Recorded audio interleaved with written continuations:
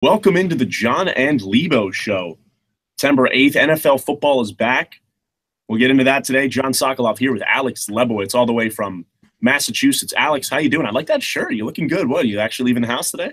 Yeah, I did. I'm actually at my aunt's house right now because she's out of town. Have to feed the cats.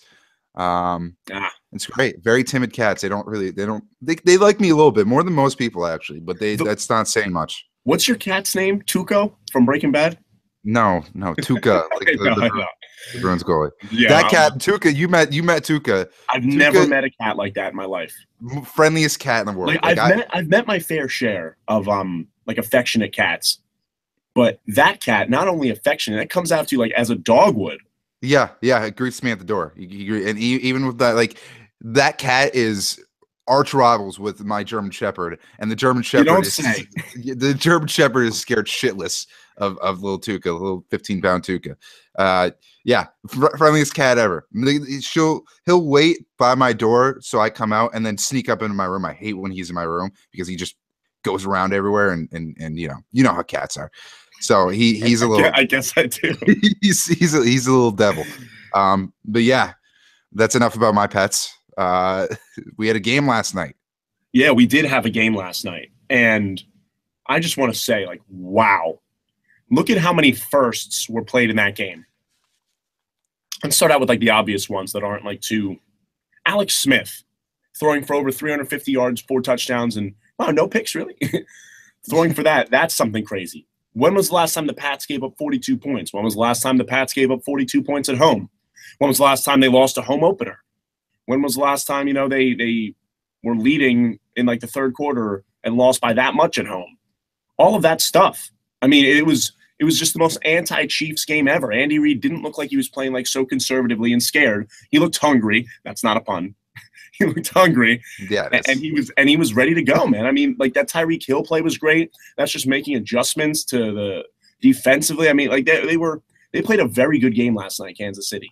And I really didn't expect it. I almost bet heavily on the Pats with that spread. I really did. We talked about it yesterday. My prediction was 27-14 Pats, and you came up with the great line that, yep, come on, dude, 17, 2 touchdowns and a field goal.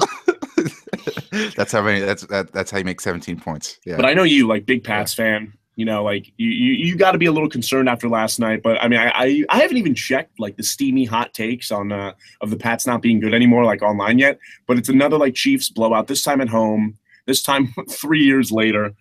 What concerned you the most about last night? I think it's just their ability to adjust without Dante Hightower. Like people talk about Tom Brady being the most important player on this team. He's not. He's not the most important player on the team. It's either Dante Hightower or Devin McCourty. Because guess what? If Brady goes down, you got Jimmy Garoppolo, a guy who's proven himself in this league. If you have Dante Hightower go down, who's their guy? Like Shea McClellan, who's also injured. Is it going to be? I don't even know. Cassius Marsh. Like they don't have Van Noy or Landon Roberts. No, none of these guys are going to do what Dante Hightower does from a playmaking standpoint and from a leadership standpoint. He's a captain of that defense. You could say the same thing with Devin McCourty. They got Patrick Chung. They got Deron Harmon. A little bit more depth, but they're still 2 of the biggest playmakers on that defense. Without Dante Hightower, we saw yesterday that defense is screwed because they already have a weak front 7. They don't have a pass rush, which we saw yesterday. They have a very inexperienced defensive line, which we saw yesterday, and they have very little depth in their linebacking core. So without Dante Hightower, they're screwed. They are screwed. They got to either go out and make a trade to get someone or sign someone, or completely switch up their defense. But either way, they're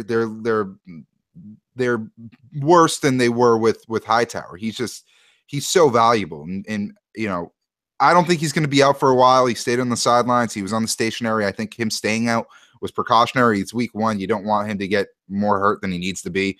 I think he will be back sooner rather than later. But we saw the impact that he has on the field simply from his absence. I mean, also, you take a look at Jamie Collins gone, Chandler Jones gone. Those are guys that are making impact. They're making a huge impact to their new teams. Maybe they're missing them a little bit too. And you talk about the defensive line breaking down and Hightower getting hurt, and really the defense not having much of an answer, clearly. Again, when was the last time they gave up 42 points at home? But when they go up against a quarterback that can run especially, or one that can extend plays well especially, that puts them completely in shambles. So that was crazy. I really do want to know when the last time they started 0-1 was. You know what? There are a lot of people who can memorize your team schedule like 20 years back. I'm not one of those people. Like you always go like, oh yeah, that was the week 8 in 2012, and the score was 37-28. Like I can't do that. I'm not Rain Man, so I don't know when the last never time called myself Rain Man. I called you Rain Man. All right. There was like some criticism I saw about 4th and 1, and I just I think Belichick, everything with him last night, like he called the game the way he usually does. Well, you also have to think the reason first 4th and 1 they went for, you give up that possession. It's like the 10-yard line. It's not good field position for the Chiefs. So it's like, all right, low risk, high reward. You don't leave with scoring, and it would have been a 10-point game, which would have been good. Two scoring drives to start. Maybe would have changed the kind of the feel of that game, and maybe wouldn't have gone as out of hand as it did. And I get going for that, being aggressive. It's the second drive of the year. You want to set the tone. And with the second one, you got to remember Dante Hightower isn't on the field. You can't rely on your defense right now. Belichick knew that. Patricia knew that. Josh McDaniels knew that. So they went for it on 4th. My gripe with that is they called pretty much this exact same play for both of those 4th and 1s. And it was right up the middle. You got a guy in Tom Brady who's probably the greatest cute quarterback sneaker of all time. Like, so every team is clogging the middle every time he's under center in a 4th and short situation, because that's what you're looking for, even a 3rd and short situation. So why would you give it to Gillislee in that situation when you know it's going to be plugged up the middle? Why not give it to him outside the tackles? Why not? He looked good last night. Gillislee looked good. He had 3 touchdowns, although he didn't come through in those situations. Again, I don't think this is his fault. I think it's a play calling. You don't give him the ball to go up the middle on a 4th and 1 when every team knows that the possibility of Tom Brady QB sneaking is there. So I had a problem with the play calling more so than actually going for it. Right. But the aggressiveness is not something I'm concerned about. My least favorite thing is because with 4th down, people always get bailed out. They always get bailed out. They can always make themselves seem smart. If it's 4th and 1 from whatever, and they get it. I like this play call by Bill Belichick. It shows he's really aggressive, if they get it. And if they don't, I don't like that play call. I don't like going for it on 4th down there. Really? What if they would have gotten it? Twice. What if they would have gotten it? Would you have liked it? Would you have liked them going? I mean, if it worked, then it was obviously the right play call, but it didn't work. And it was not like you had to get 1 yard. If you can't get 1 yard, you probably chose the wrong play. I just think it's pretty much common sense that you should not go up the middle when you have Tom Brady under center. Like, if you're going to go up the middle, just QB sneak it. Don't delay it a couple seconds or a second, handing it off to the guy and giving that defense more of an opportunity to clog up the middle. It's already going to be clogged. Just have him sneak it if that's your plan. But don't continue to keep pounding it up the middle with Gillislee when you know that there's going to be someone there, and when you know that they have guys like Justin Houston made a really good play. Eric Berry, who's probably going to be out for the season with that Achilles injury, he made an amazing play in the other 4th and 1. They have a ton of playmakers on that defense who are really good tacklers. They're going to be back there. They're going to be making plays. Hey, it's a real new look team though. It's week 1. They've got a lot of new pieces on there. It's Gilmore, in the secondary, that's new pieces, offensively. It's just, it's week 1. You shouldn't be worried. There's going to be some growing pains, and you also see that with Brandon Cooks. You remember that he had a really nice. He had a great catch. Yeah, he's great. There's no reception, great throw and catch. Yeah. No one's disputing he's great. But still, Danny Amendola was the leading receiver before he got out. I think he even finished as a leading receiver. Maybe Cooks did by the end of the game. Then he got hurt with a concussion because they keep throwing him out there because they have no one else to receive punts besides Patrick Chung, who never does it. And, the reason why Amendola was his number 1 guy is because he's comfortable with him. That's the one guy on that offense he's very comfortable with. Besides that, you have Chris Hogan, who really was a non-factor, Rob Gronkowski, who they had effectively taken out of the game, and a couple new guys in Dorsett and Cooks and Dwayne Allen, who was brutal, although he had some bad throws to him. So it was a sloppy game for the Patriots, a rare sloppy game because they had to deal with a few injuries. Again, Right. Amendola and Hightower going down was huge. It was kind of a worst-case scenario for the Patriots. They'll both be back. They're not long-term injuries, which is a good thing. But still, this team, it's going to take an adjustment period. Do I think this is the actual Patriots team? No. Like, obviously, they're still going to finish the AFC as the number 1 seed. Like, I haven't gone away from that. Were there any steamy takes on social media after? I'd stay clear. I don't even really tweet during the game. No, I don't. I don't know why people would. I don't know why people, unless you're covering it. Like if I go on Twitter during the game, I'll find myself getting distracted and miss a play, and I'm just like, I'm not like, why even bother doing this? Like, right. I want to watch the game, and yeah, I mean, it was really frustrating, and you can tell that Patricia was kind of just throwing crap against the wall and seeing what stuck. It was a game in which they had to adjust. Again, it comes down to the fact that they cannot have a good defense without Dante Hightower leading it, being that captain. The only thing that would be nearly as bad would be Devin McCourty going out. And also their secondary sucked too. So not only did they have a weak pass rush, but their secondary didn't do a very good job. There was a ton of miscommunication that play with Stephon Gilmore and Dante Hightower or Devin McCourty, where they were playing the zone and Smith picked it apart. No one was sticking with Hill. Kareem Hunt, nobody assumed that this guy, he's a rookie. No one assumed that this guy was going to come out and be as much of a factor as he was, but he looked unbelievable out there. He looks like another Le'Veon Bell or David Johnson guy. How about Alex Smith? Alex Smith, you know what he looked like last night? Here's what Alex Smith looked like last night. He looked like a guy who realized that they just drafted someone 10th overall, traded assets up to get him, who shined in the preseason, and Alex Smith kind of has his back to the wall. He knows I don't even give him that much credit. That this team is trying to move on from him and let the young guy like take the big role on the team in a couple years, and he wasn't having it. And last night he looked like a different quarterback. He looked really good last night. He was facing a horrible front seven though. But I'm just saying, your pass rush coming in New England like crap. Week 1, when they hang the banner in New England to do all that, that is very impressive. Did we underestimate Kansas City or Alex Smith? I underestimated them both. I talked to you about it yesterday. My take yesterday was Andy Reid will never make it to the AFC Championship game with this team. That was my take yesterday. Last night, they looked like a team that could, but still, it's week 1. Alex Smith didn't look like conservative 18 for 24 for 200 yards, a touchdown, and no pick Alex Smith. He looked like a big-time player last night. So yeah.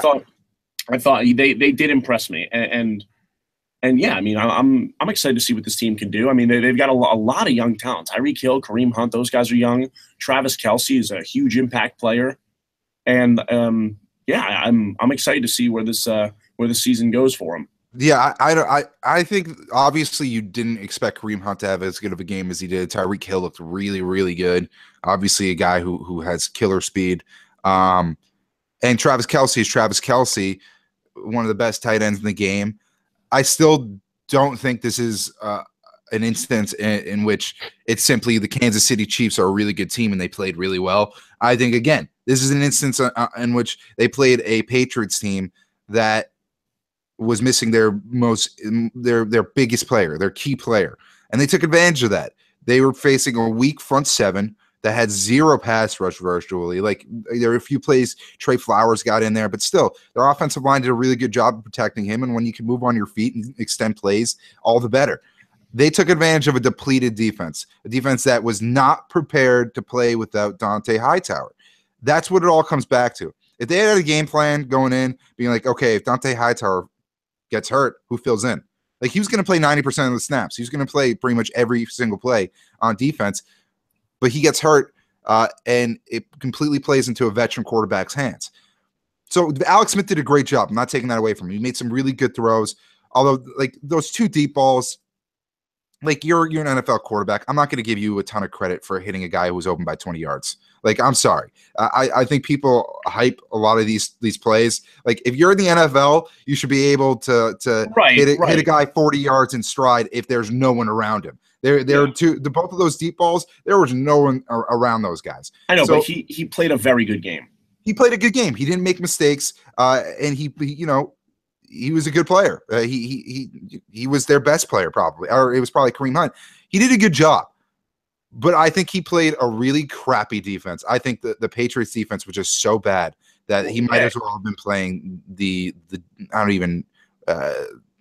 Bills or something. I don't know. Well, it's week 1, so a lot of teams have a lot of holes to fill. But let's take a quick break. But when we come back, we'll have a full NFL preview, division breakdowns, winners, losers, all that good stuff. We'll cover the AFC first. You're listening to the Jon and Lebo show. We'll be right back.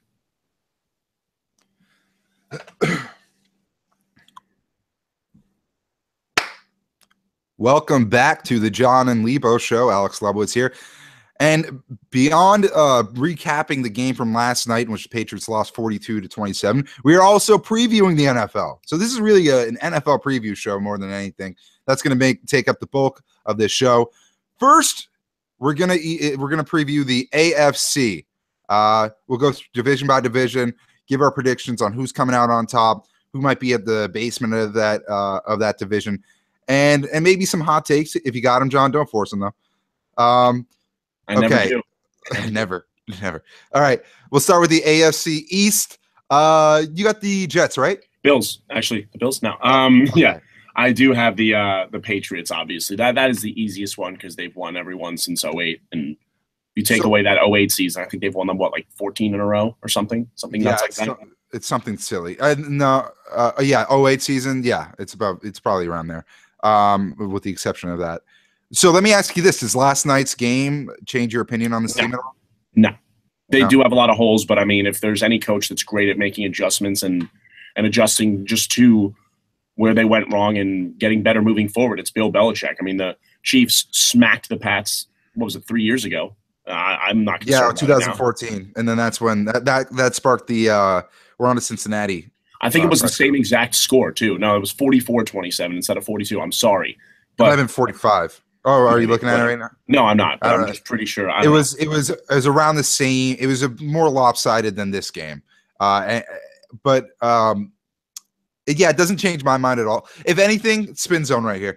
If anything, I think having a game it's a wake-up call.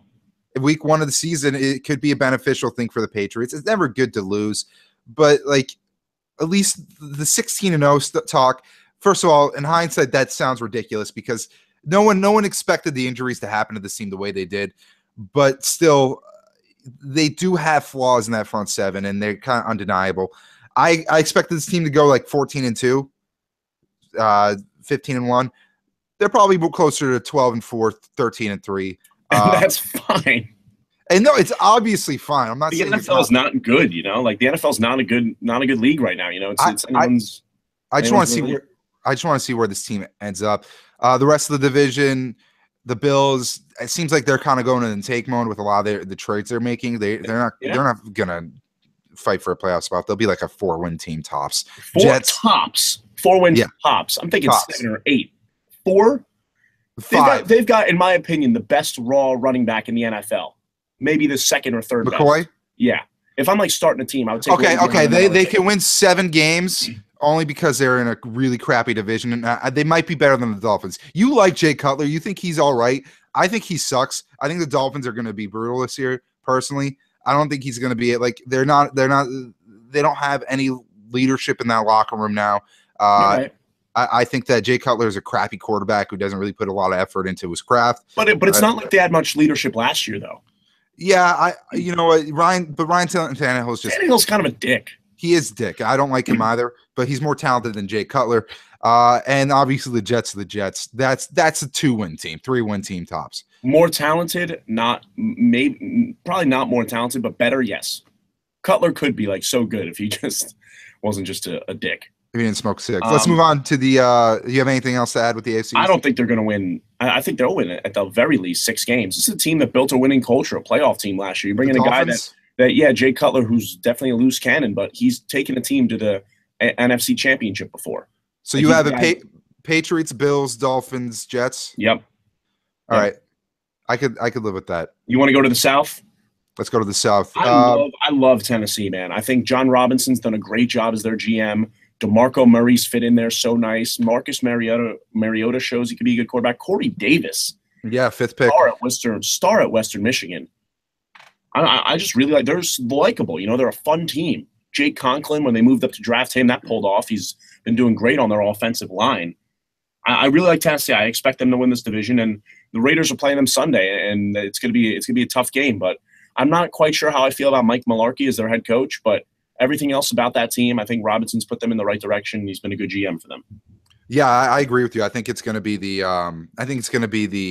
Titans coming out of that division. I think they'll have a pretty much identical record to the Texans, though. I think they'll both be 9-7. The Titans will have the better record in the division and head-to-head even, or maybe it'll be split head-to-head. Yeah, but I mean that's fair. I have Mariota taking a step up this season. He had a really good year last year. You got to think added weapon in Corey Davis. He's gonna build off of that and be better if anything. So this is a team that will make the playoffs, and I think they'll win their division. And I think they'll be one of 2 teams in that division to make the playoffs. I think the Texans have one of the wild card spots. The Colts, I mean, they're the Colts. We know what they're about. The Lux keeps getting hurt, and it really sucks because, like, you see, he's never going to be a Super Bowl quarterback. It seems he's the 3rd best quarterback in the league, in my opinion. He is, and that proves how horribly run and how horribly managed the Colts are. You had the one piece you need.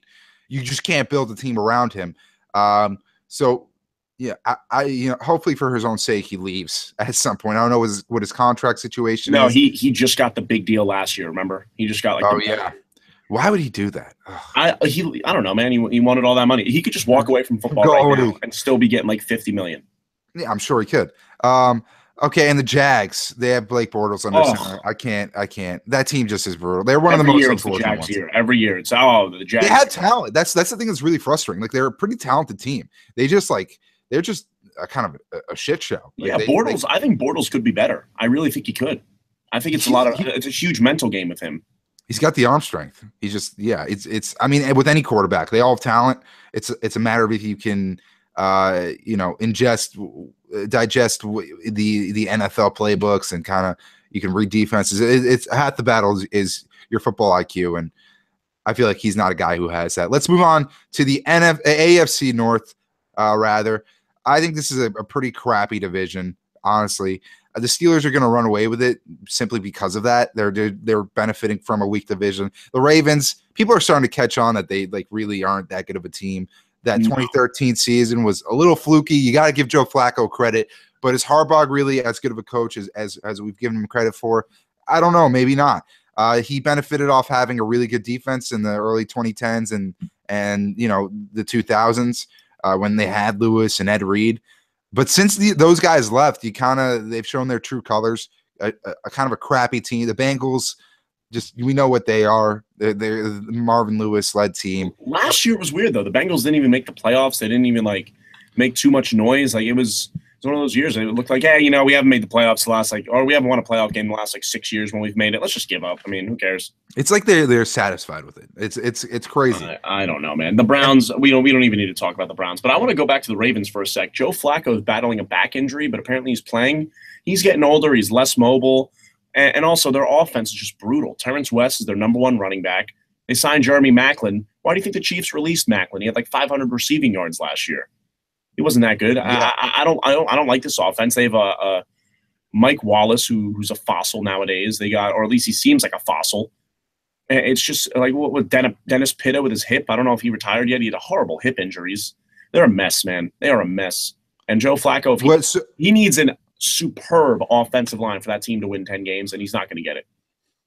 So do you think just back to the Browns, because I think they're an interesting team, and I think they have an interesting core, new management. They're kind of going a different style, and they've made some really good additions and done some really good things in the draft. How many years until they're somewhat relevant, and do you think Deshaun Kaiser will be a serviceable quarterback? I got to see what he's got, I think when we see what he has, we'll see if he's serviceable. He looked all right in the preseason, but this is a team that starts a different quarterback essentially every year. So it's hard to be fully bought in on one unless they get the number 1 pick in the draft and they get a guy like Andrew Luck, who knows about Kaiser? Yeah. I think Hugh Jackson's a great offensive mind, a good coach. I think Crowell's got some talent on the as a runner. Corey Coleman's a good young receiver. They got Kenny Britt, who's a good receiver, who's been around for a while. So, I mean, I like him. Myles Garrett's also out for 6 weeks, which is kind of a bummer. I really wanted to see him play, but I like him, dude. I do. I just like it's not their year. No, not at all. And they're still rebuilding. Won't be their year for a while. They still need a quarterback. I feel like they have a ton of wide receivers. But their defense, they got a couple real big names in that defense. Obviously, Jamie Collins, Myles Garrett. Who's the other guy they got in the draft on the defensive end? Jabri Peppers. Jabril Peppers. Excuse me. Jabril. So they got a couple guys. I don't know if Jabril Peppers' game will translate to the NFL. No one really does.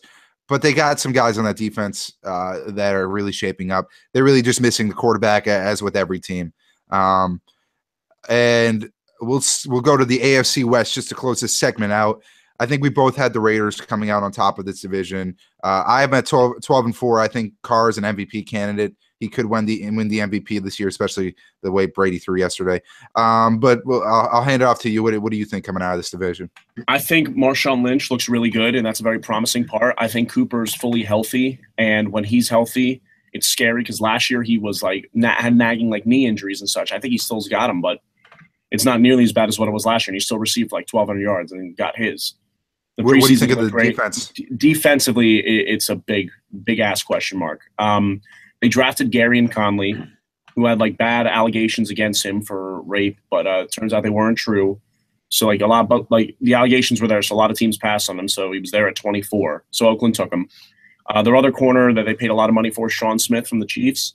He was average last year. I mean, if you're paying a corner that much money, you can't be like less than average. And he just got in a lot of trouble for beating the shit out of his sister's boyfriend. So he might be going to jail for a couple What's years. The story there, though? You got to hear the story first. I don't know. I think apparently he was sticking up for her. I don't know what it was, but I wasn't there. Who knows? There's always two sides to every story. But yeah, and then they have a guy, David Amerson, who was the most Pro Football Focus, most improved player. So that was good. But at the same time, that those corners are weak. The safeties are Reggie Nelson. I think is overrated. He's a captain. I think he's overrated. I think he's getting old. And they also have also in that backfield is Carl Joseph, that first round pick last year. The secondary really needs a lot of work. The preseason didn't show me much, but Gary Conley was hurt all preseason with shin splints, and apparently he's back now, ready to go. So we'll see. But the defense is a big question mark, and they really struggle against the Chiefs. They've lost their last 5 games to Kansas City. So we're just going to have to wait and see. I like the Chargers. I like the Chiefs. The Broncos' defense are good, but I feel like the Broncos and Texans in that same boat of a great defense, a well-rounded, like good team, but just no quarterback, so a game manager. So you're not going to win too many games like that. But I do think the Raiders can come out of the AFC West, but that division's the second biggest toss-up in the league behind the NFC East.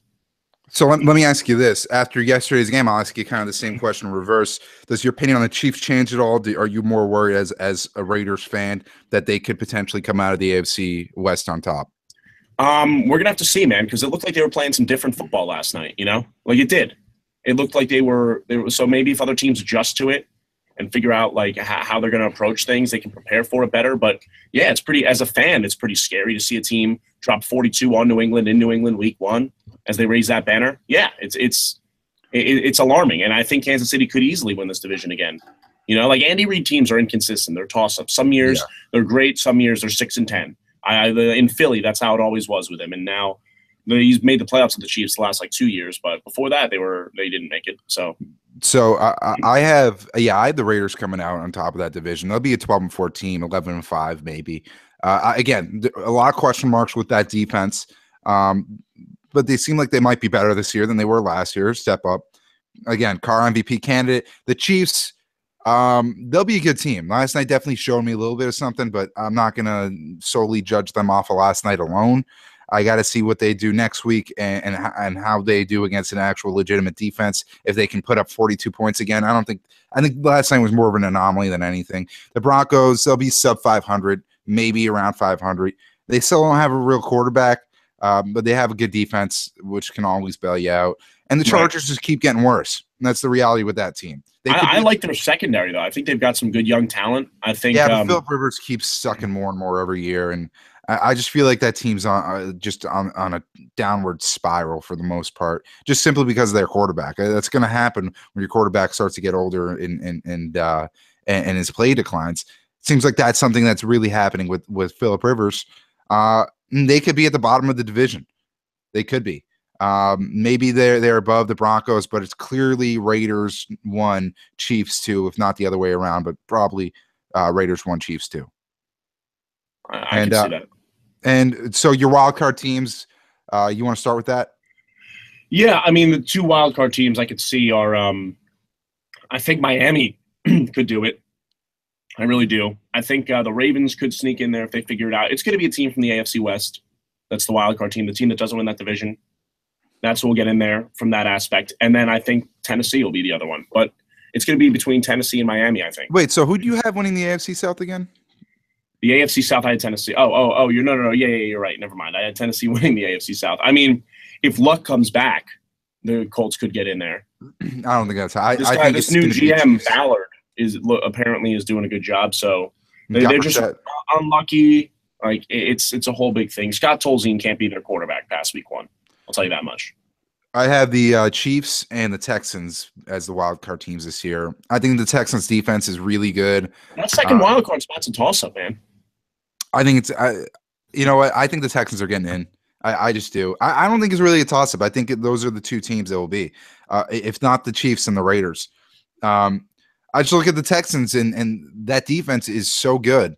It's super talented. If J.J. Watt stays healthy, Jadeveon Clowney stays healthy, that defensive line is it's monstrous. And it doesn't really matter who they have a quarterback, as long as the guy doesn't make a ton of mistakes. They made it with Brock last year. They made it with Brian Hoyer before. Like, this is a team that doesn't need a great quarterback. And who knows? Maybe Deshaun Watson can start for them by the end of the season. Who knows? Maybe. Yeah. Maybe they're growing him for following years. Maybe this isn't the year they're going for it. But that's going to do it for this segment. We're going to take a quick break. When we come back on the other side, we'll be doing an NFC preview and also going through the awards, our predictions for who's going to win each award, and also Super Bowl and playoff predictions. So stay with us. This is the Jon and Lebo Show, presented by Bonehead Picks.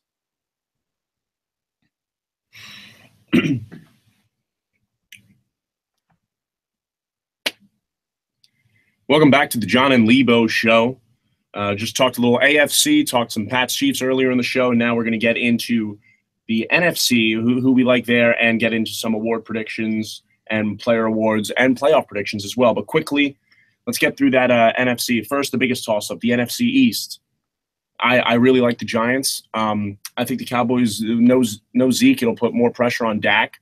That was a huge reason why Zach was good. Not even just because of what Zeke did, but how little Dak needed to be used. The Cowboys ran the football way more than anyone else, and they're not going to be able to do that with McFadden. They have a big running back by committee thing going there, but McFadden, he's not what he used to be, you know. So I like the Giants. I think their receiving core is better. I think their defense, Landon Collins is the top 3 defensive player in the league, in my opinion, and I really expect them to come out of it. I like the Eagles. The Eagles could get a wild card spot, but I don't know how much faith I've got in Doug Peterson, and New York just really stands out to me there. Yeah, I got the Cowboys coming out. Elliott's not out. He isn't his case. He's appealing, which means it's probably going to be the same thing as Brady, in the sense that he will they'll wait till the end of the season to send it to court and do what they do. You know, have Kessler be the NFLPA attorney and go through that whole thing again. I haven't really read into the investigation. Just a little side note. But it sounds like it was another horribly done investigation in which they try to find a verdict. They found a verdict and then piece an investigation around that verdict instead of doing it the other way around, which is how an investigation is supposed to go. So I think Elliott's going to play every game this year. I think they're going to wait till the end of the season to really go through that appeals process. So you have that. If Elliott plays every single game, why wouldn't the Cowboys win again? I think they're still the best team in the NFC East. Great division.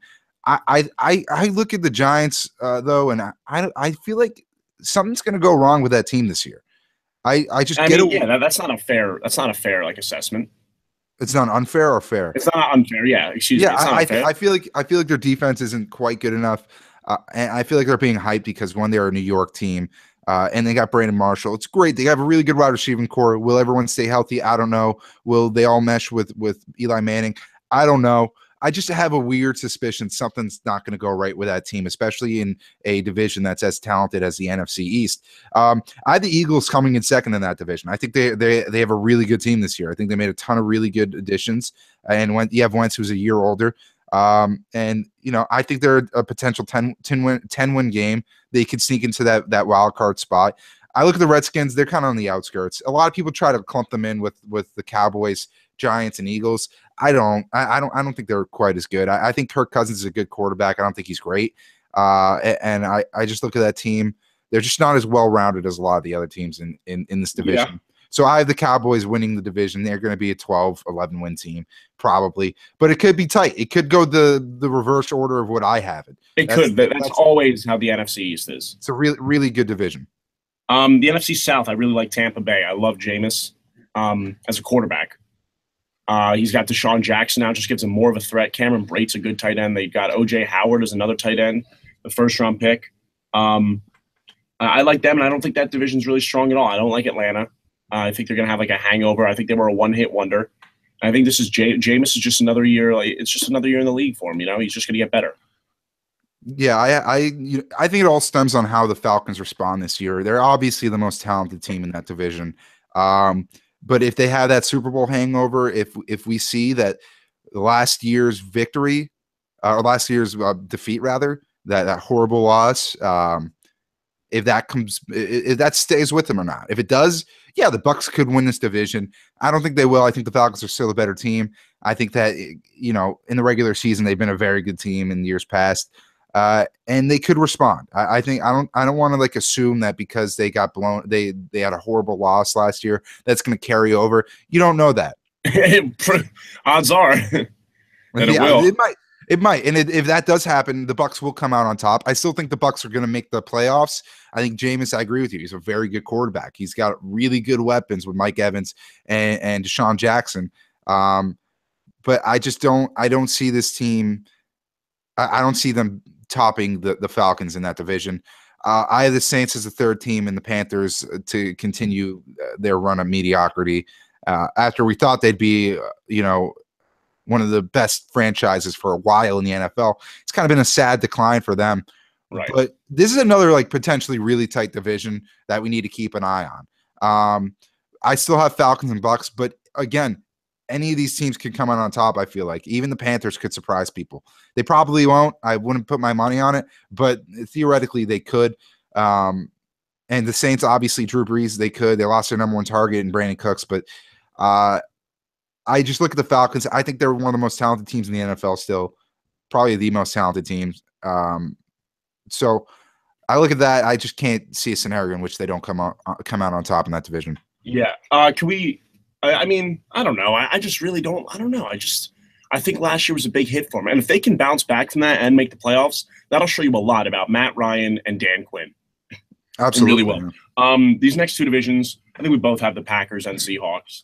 I like Matt Stafford. Stafford got a lot of money. The Vikings, Bradford's solid, but I mean, like the offensive line really doesn't protect him. He was good with what he had last year, but doesn't really protect him much. The Lions, obviously, they're just not as good as the Packers. And there's no like real analysis around that. They're just not as good. I mean, obviously the Green Bay, they had a tough start last year at 4-6 and then won their last 6 games. You can afford to do that when you play in a division like this. And Minnesota had that big collapse last year when they were 5-0 and didn't make the playoffs. So I mean, it's not even much of a toss up here. I really think Green Bay is gonna. They've won like 8 of the last 9 divisions, besides when Minnesota won 2 years back. So I really like Green Bay. I think you're the same. Yeah, you gotta think the Packers are gonna win this division. If they don't, I'd be shocked. And I'm with you. I think the Vikings are the number 2 team in that division. This is a pretty standard division. It's going to go Packers, Vikings, Lions, Bears. The Bears are going to be awful this year again. You said it was Mike Glennon at quarterback. Mike Glennon starting, yep. Yeah, they signed him to a pretty big deal too, didn't they? Like 3 or 45. That's a lot of money for Mike Glennon. So the Packers are obviously one of the best teams in the league, let alone in the NFC. It's between them and the Seahawks coming out of the NFC, in my opinion. So this is a 13-win team probably this season. I Obviously, you expect Aaron Rodgers to do great things. They brought in Martellus Bennett, so they upgraded that position. They have another target for him. Yeah, and this is a pretty. I think pretty much everyone and their mother has the Packers coming out of the NFC North. And then NFC West, I mean, the Cardinals, I think Byron Leftwich, excuse me, is like one of their top like offensive coordinators now. And he's younger than Carson Palmer, which is funny. I don't like Arizona's got a good defense, but Palmer's not getting any better. And he was MVP candidate 2 years ago, but now he's not getting any better. The Rams are still the Rams. They got McVay. I think their offense will be a lot more revamped and a little more fun, but they're still the least likable team in football, in my opinion. And the Niners are in a complete rebuild. So Seattle revamped their defense. It's their division. Yeah, it's definitely Seattle. They made that addition of Sheldon Richardson, although they lost the target and cursed. Yeah, they did, but they still got Baldwin. They still got Jimmy Graham. You know, they've got some of their guys. They've also never really had a ton of targets for Russell Wilson. Russell Wilson is great. He's a great quarterback. He's a very good quarterback. That's my only concern with that team is that they didn't put enough weapons around Wilson. Maybe the offense won't be as effective as they were last year. This defense will probably be the best in the NFL, though. They're going to be unbelievable. So they're obviously going to come out on top in that division. The only other team that would have ever been able to challenge them is the Cardinals. But you mentioned it. Like, what is Carson Palmer going to be this year? Will their offense be nearly as good? Will their defense be nearly as good? Their defense will be good. But I just think this team's taken more steps back than forward this year with how everyone's aging and kind of, Father Time catching up to this team. So it's going to be the Seahawks. The Rams are the Rams. It's a big year for Jared Goff to prove if he's actually worth anything or if he was just a bust and they should have gone Carson Wentz all along. The 49ers, you got to love what they're doing. Their rebuild is going very well. Too young. But they're young. They'll be a 3-4 win team, and they'll get another top 5 pick this year and continue to rebuild. And who knows? Maybe in 4 years they're going to be a really good team in the NFL. But for now, they're going to be at the cellar of the league, and again, top 5 pick in this upcoming draft, bottom of the NFC West, and it's going to be the Seahawks all the way. Wild card teams, Eagles and Bucks for me. I think the Eagles could be a 9-10 win team. The Bucks, same thing. And it's going to be a really strong NFC this year. After going through all these teams, it's clear that the NFC is head and shoulders above the AFC talent-wise and just in a matter of being well-rounded. I think I'm going Eagles and Lions for my wild card teams. So you don't think the Falcons? You don't think the Falcons are making the playoffs? No, I don't. Oh, okay. That's a hot take. That's where I'm going. I really think they're a one-hit wonder that's not really going to bounce off from it. Let's go into some awards. MVP, I've got Aaron Rodgers. I think the guy is incredible. Right now, I think he's insane. I got Tom Brady, although after last night, I should probably be changing that. I did this before last night, to my defense. But, I still think it's probably going to be Tom Brady. I think he'll finish out the year, on fire as he usually does. I think after this game that they're going to, really get things together. I just trust the Patriots coaching staff more than anything. And I think that if you put a guy like Tom Brady out there and you kind of figure out an offense around him, he's going to make you look good. So I have Tom Brady as MVP. If not him, I think Derek Carr is a guy who could potentially win it. I think Aaron Rodgers obviously is up for it every single year, but it's going to be one of those 3 guys. Dark horse, I know I crapped on the Giants a little bit, but Eli Manning potentially could be in the running for MVP. Wow. With the targets he has, he's got to put up numbers this year. Offensive line has some question marks, but who knows? Maybe this will be a breakout year for Eli. From going from no respect for the last Rodney Dangerfield from the last couple years to being an MVP, that would be crazy. But I think it's fair to say for both of us that MVP and Offensive Player of the Year will be the same, because if you win the MVP and you're an offensive player, you're going to win Offensive Player of the Year. Well, Offensive Player of the Year also, it could be Ezekiel Elliott. I'm not for giving the MVP to a running back because they're not they don't matter. They don't matter. It's a quarterback's league. So I look at that and I think that Ezekiel Elliott, if he plays all 16 games, he could be the Offensive Player of the Year, which would probably honestly be worse for his PR because it would just bring more attention to the fact that he's under investigation for that domestic violence thing. As if he didn't already have enough attention. he's such a moron. Regardless of if like any of the like, I know I'm all like innocent until proven guilty. I'm 100% for that. But this guy puts himself in positions that just aren't smart. That's a side note though. Defensive player of the year for me, I have Von Miller winning the defensive player of the year. It could be a number of guys. I think this award comes down to health more than anything. And You're absolutely right. when you're that good of a defensive player, you're going to be getting banged up. If JJ Watt can stay healthy, it'd probably be him. If Von Miller stays healthy, it's probably going to be him. Who knows? Maybe Khalil Mack, your boy. That's my pick because it all depends on health, obviously. But as long like he's only getting better.